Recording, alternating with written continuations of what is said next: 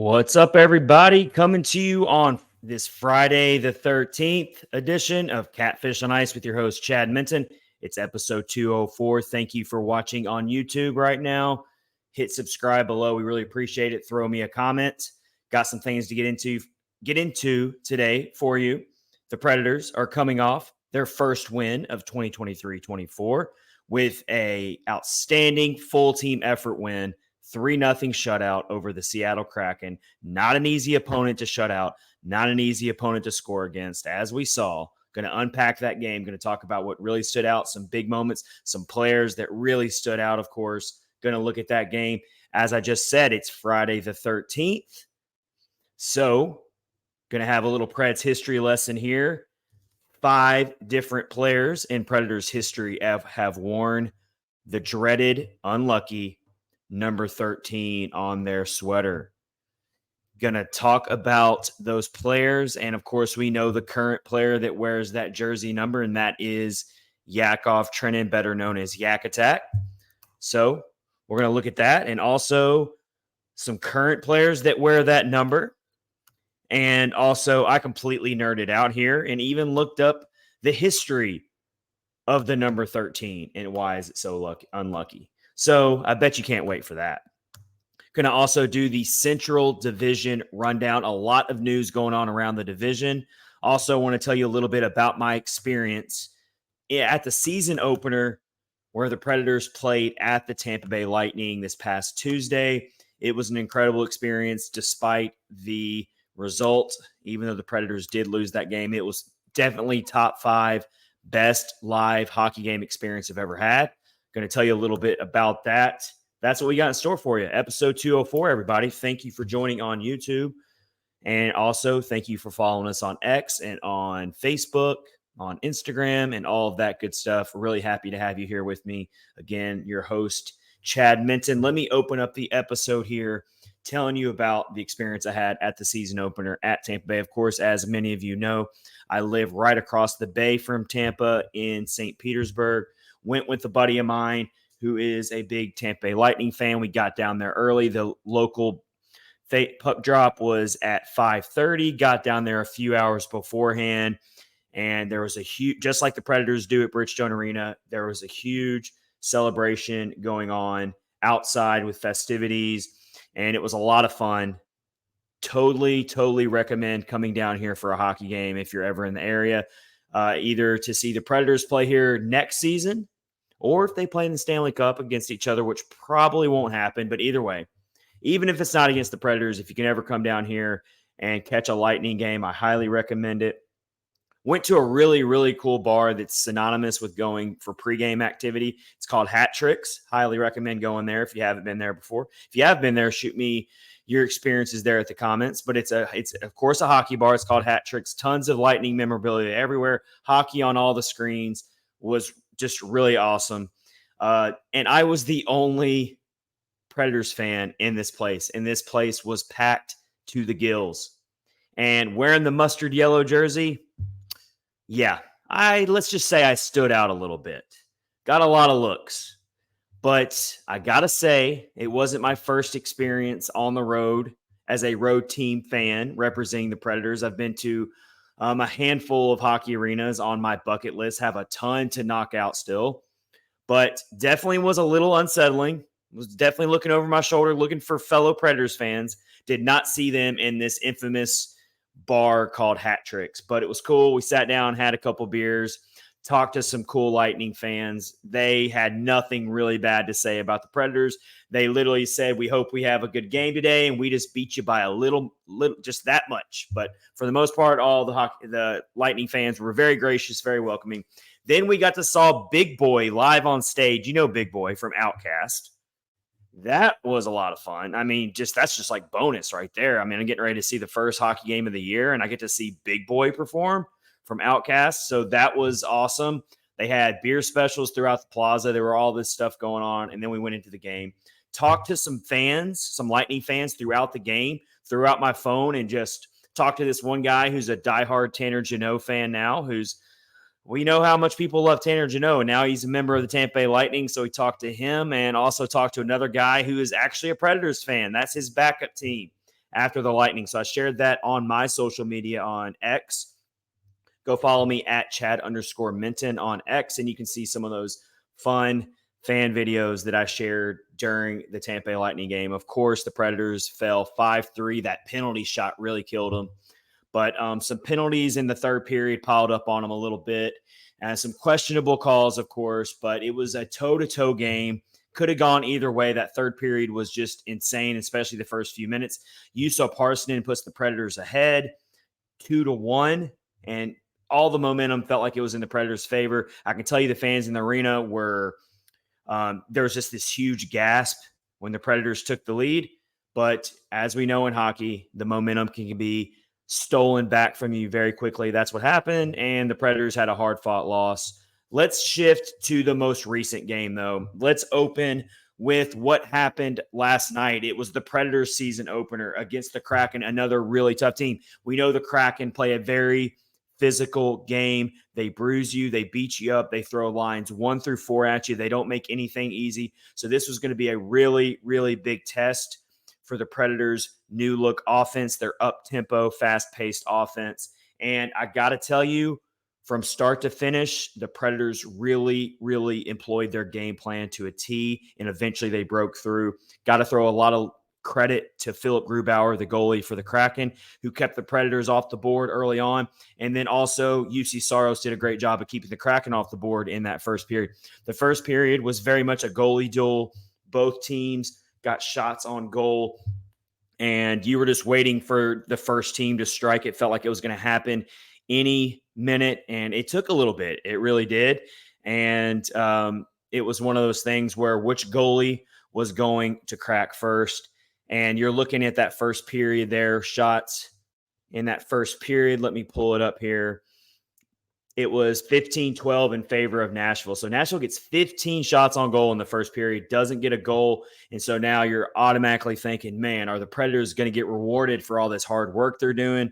Or is the second period going to be one of those situations where they take a step back and the Kraken get a couple goals and then you're just in a lot of trouble? Didn't happen that way. I will say the way the second period opened up, though, you get a 5-on-3 power play and you don't connect there. I was a little worried at that moment when the Predators didn't get that first goal with a 5-on-3 power play, but they kept plugging away. They kept peppering Grubauer with shots, and then the Kraken actually had more trouble getting across the Predators' defensive front. They only get 4 shots on goal in that second period, and then what do you know?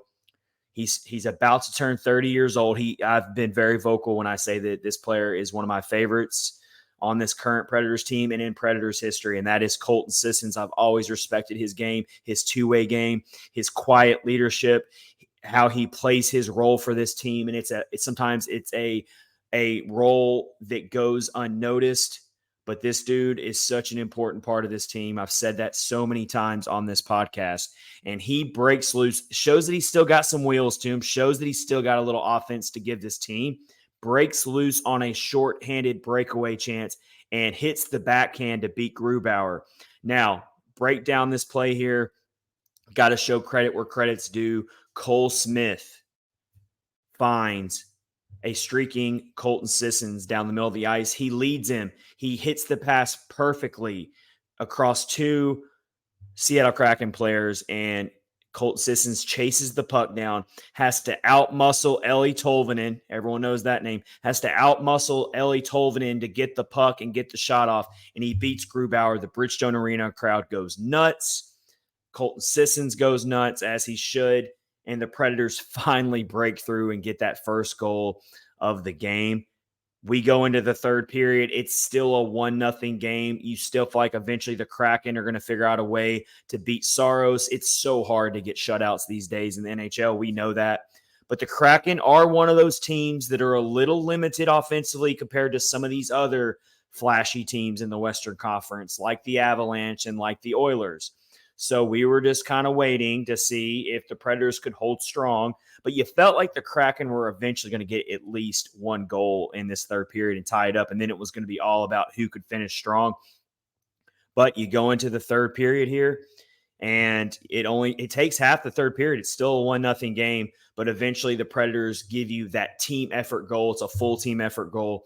And eventually the puck ends up on Gustav Nyquist's stick, and he gets a really, really crafty, veteran crafty goal, a deflection goal, a pinball goal towards the side of the net from Grubauer's left side, bounces it off a guy. Grubauer had no chance. It was such a weird goal, but it was a crafty goal. Nyquist knew what he was doing, gets the goal, puts the Predators up 2-0. Gustav Nyquist, his first career goal in a Predators uniform. And then eventually to salt this one away, Juuso Parssinen gets the empty net goal, puts it away. I was worried. I was going to be so upset and so salty if Saros had his shutout spoiled in this one. We've seen it happen before where Saros has had shutout spoiled late in the game. Doesn't happen here. Saros gets his 21st career shutout. 21st shutout. That ties him with Tomas Vokoun on the Predators all-time list. I'm going to throw you a softball here, Preds trivia. Who leads the Nashville Predators in shutouts all time? If you get this one wrong, you're going to have to really check your Preds fan card here. Of course, we know who it is. It's the GOAT. It's Pekka Rinne. He's got 60 career shutouts. So Saros is a third of the way there to catch the GOAT in shutouts. But 21st career shutout for Saros. He only faces 23 shots, but you know what? He had to be really, really strong in that first period, and that he was. And I want to share the quote from the team's website regarding, let me get to it here.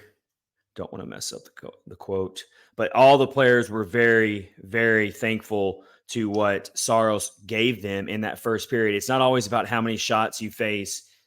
It's really about key moments in the game. And the key moment of that game, the turning point was that first period, and Saros making 12 saves in that first period, and some very, very difficult saves. So this was from Ryan McDonough. He told the team's website after the game, quote, "He's as consistent as they come. He's a complete battler, a gamer. He never gives up on a puck, and he's just an incredible worker and backbone of our team for sure." Backbone of the team. There you go. Ryan McDonough says it there about how important Saros was in this win, and it's always important to this team. Just because this team is now more of an offensive, aggressive team does not mean we forget about UC Saros, and now he is still the backbone of this team, as Ryan McDonough calls him. And so now diving deeper into Saros and his 21st shutout, as I said, he ties Tomas Vokoun with that. Saros achieves this tie with Vokoun in 95 fewer games than Vokoun did it. So that's pretty impressive right there.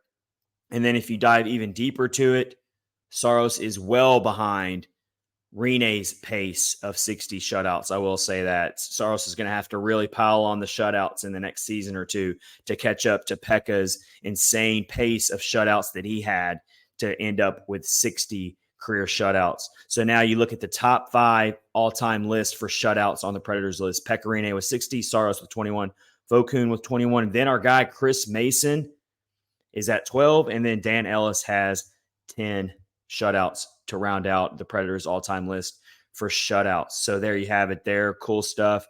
Also, to throw back Chris Mason into this, was shared from the NHL PR department. This is only the second time in Predators history that they've had a shutout in the home opener. The other to do that was in 2007, and that was also Chris Mason. It goes down as only the second shutout of the NHL season so far. I know we're only three days into the season, but you've got Saros with a shutout, and you've got Philip Gustafsson with a shutout. He gets a shutout against let's see, who did he get the shutout against? I'm already blanking on that one. Against the Florida Panthers. So Gustafsson for the Minnesota Wild gets a shutout versus the Florida Panthers. Those are your 2 shutouts so far early on in the NHL season. In fact, some teams haven't even played their first game yet. The Coyotes make their season debut tonight in the Central Division. So there you have it there. Awesome stuff. Let's move along here. We're in episode 204 of Catfish on Ice, about to get into this Friday the 13th theme, and all of the Preds who have wore number 13 in the team history. You've got 5 players who have wore number 13, the unlucky number, as they call it. And I tried to get the history behind number 13 and why it's considered unlucky. And really, no one knows for sure. There have been some studies done. The History Channel is not even quite pinpointed, but it's all tied into Friday the 13th. And of course, it's also muchly tied into what part of the world you're in. Some cultures consider the number 13 lucky, as in when you're in Asia, they consider the number 4 unlucky. So it's all superstition, of course, but it's still kind of fun. And some people do take it seriously. In fact, I found on that same History Channel article that apparently 10% estimated of Americans consider number 13 unlucky and even do things like don't even go to work on Friday the 13th. So there you have it there. So we're still doing this podcast, though. That's no superstitions or Friday the 13th is going to hold us back.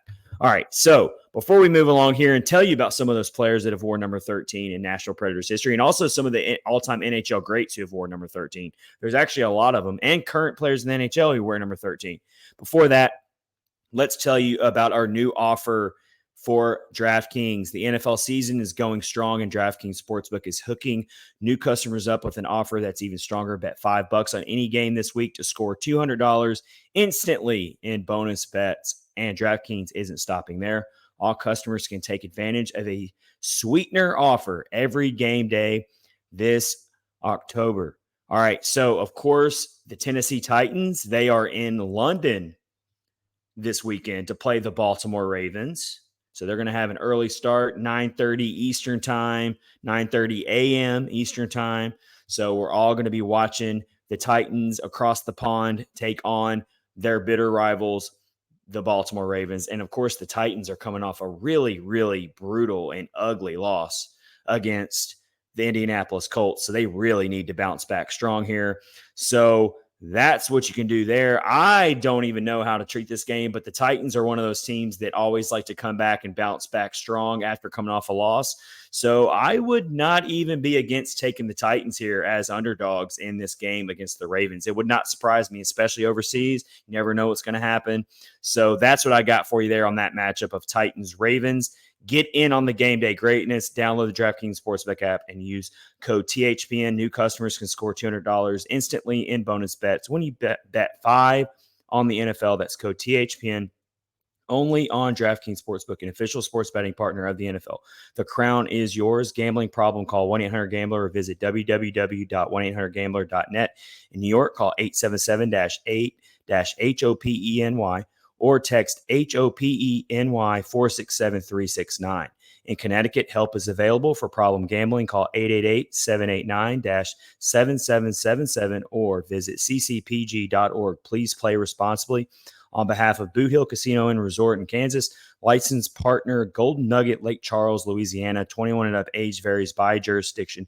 Void in Ontario. Bonus bets expire 168 hours after issuance. See sportsbook.draftkings.com/football terms for eligibility and deposit restrictions, terms, and responsible gaming resources. DraftKings, promo code THPN. Go do it. All right, let's get into this. 5 players have wore the number 13 in Predators history? Let me go in chronological order here and start in 2001, 2002. The Predators were still infants in the NHL. Infants.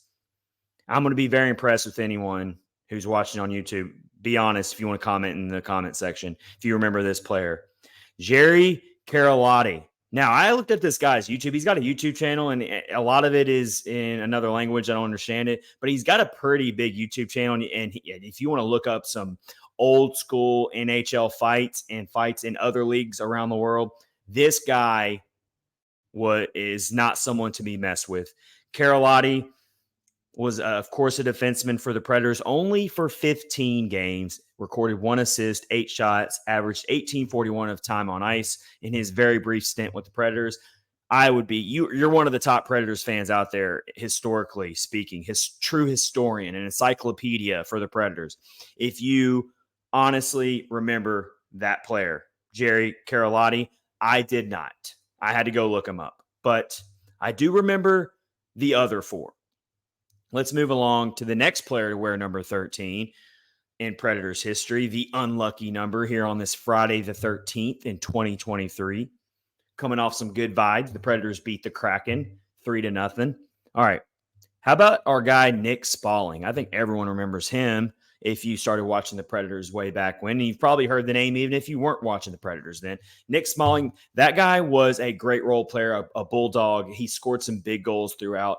That was when the Predators really were starting to get the reputation of being a playoff team on a regular basis. So Nick Spalling plays 297 games with the Predators, 40 goals, 44 assists, 8 game-winning goals. Also contributed in the faceoff circle, 49.2% win rate in the faceoff circle, 133 blocks, 173 hits. Really, really solid career with the Predators wearing that unlucky number 13 for Nick Spalling. Let's move ahead quickly after that. 2014-15. Vaguely remember this player. I know he wasn't with the team very long. I do recognize the name. I vaguely remember him being on the team. Olli Jokinen.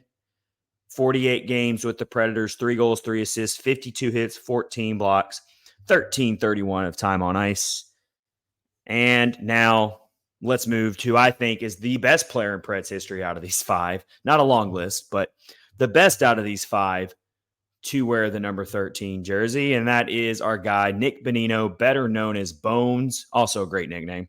Nick Bonino, really enjoyed Bonino while he played for the Predators. He came from the Stanley Cup winning Pittsburgh Penguins, was a really, really important piece for this Predators team when they were still a Stanley Cup contending team.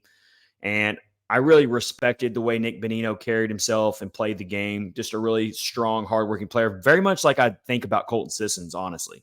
So Nick Bonino from 2017 to 2020 wore the number 13 for the Predators. 219 games, 47 goals, 48 assists, 4 winning goals, 231 blocks. That jumped out of on the page for me. 231 block shots in 219 games from a forward. That is an insane number from Nick Bonino. 231 blocks. That just sticks out. And then another number, which is a little bit more of a subjective statistic, but still sticks out off the page for me as well. 141 takeaways for Nick Bonino. So it really shows that this guy was a two-way player, much like Colton Sissons is. Nick Bonino also had a 52.8% face-off win rating, 1609 of ice time, and was a Selk Trophy candidate for 2 of his seasons with the Predators. I mean, I like myself some Yakov Trenin, but I can't put Trenin ahead of Bonino. Not yet. Not when we're looking at all this list here of these 5 players to wear number 13 in Preds history. Let me give you Yakov Trenin's current stats, though, and he's got time to build on that, and maybe eventually he'll pass Nick Bonino in my mind, but it's close. But with Trenin, 225 games with the Predators in counting, 36 goals, 29 assists, 124 penalty minutes, so not afraid to go to the box, of course. 4 game-winning goals, 1345 of ice time, so a lot not used nearly as much on the ice as Bonino was. 93 block shots, 504 hits for Yakov Trenin. 504 hits. Just wrap your head around that. In 225 games, 504 hits, and 101 takeaways for Trenin. So there you have it. There's your 5 players to wear number 13, the unlucky number 13. How about we look at some current players in the NHL, some great players who are wearing number 13. We've got Johnny Gaudreau with the Blue Jackets, Matthew Barzal with the New York Islanders, Charlie Coyle with the Boston Bruins, Sam Reinhart with the Panthers, a pretty big one there. And my favorite one out of all these has got to be Brandon Tanev for the Seattle Kraken with the infamous mugshot player picture with his eyes just wide open. That's a good one, Brandon Tanev. Alexis Lafreniere is also wearing number 13 right now. So that gives you 12 current players in the NHL to wear to the number 13. So I know you wanted all of this useless history and current current trivia here about the number 13 in the NHL, but it is Friday the 13th, and I am coming to you with this quick episode 204.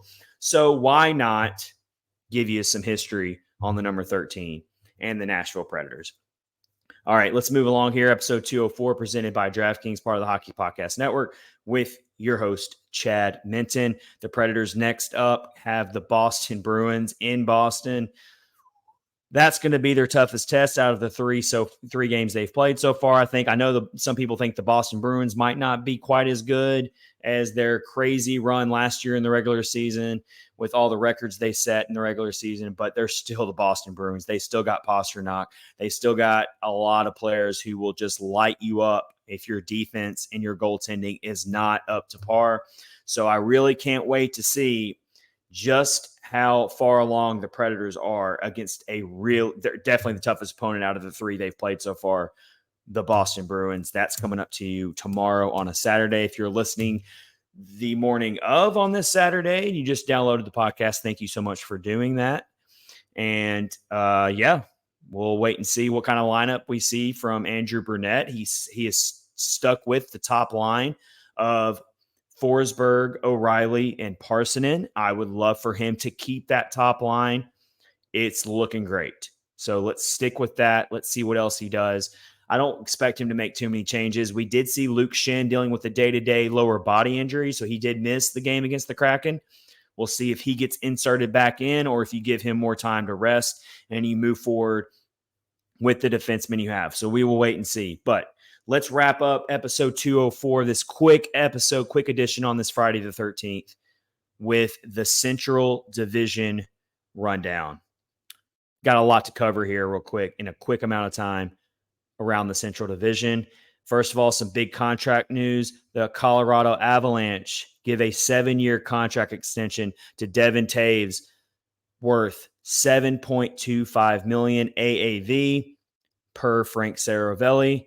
That could turn out to be an outstanding bargain for the Avalanche front office. There's a lot of people out there who think that Toews is a top 10 defenseman in the NHL, and you just got him for 7 years at $7.25 million AAV, with the salary cap expected to go up over the next couple years significantly compared to what we've dealt with the last couple years with pretty much a flat cap. So with more cap space coming up, and you get that type of a player for under $8 million, and he's locked up for 7 years, I think it has the potential to be a home run signing for the Colorado Avalanche front office. The rich get richer. That's what I like to say. So good move there on paper there for the Avs. Let's move along here. Dallas beats the St. Louis Blues in the shootout for their season openers. Big one there between those two teams to open their division slate. Of course, the Predators haven't played a division team yet, but that is a really significant win there for the Stars. I thought the Blues did well to push that as far as they did, because a lot of people are down on the Blues this year, including myself.